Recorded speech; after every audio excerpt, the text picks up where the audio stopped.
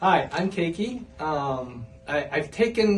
I've been to Nepal before and I've taken other singing bowl classes, but Master Govinda's class is very different. I learned a lot more than I did, or I expected, and it's really amazing because of the different ways how he teaches us how to identify good sound, how to feel it. And on top, I wasn't expecting this, but I was very intrigued with metal. And I just got hooked. I really like the rhythm, the percussion.